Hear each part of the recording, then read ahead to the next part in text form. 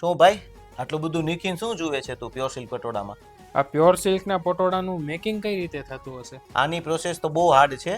તાના અને banana making ઉપર આ પટોળા થાય છે. અને હા, ખાસ કરીને જે બધી સાડીની અંદર પછીથી ડાઈંગ થતી હોય તે રીતે આમાં નથી થતું.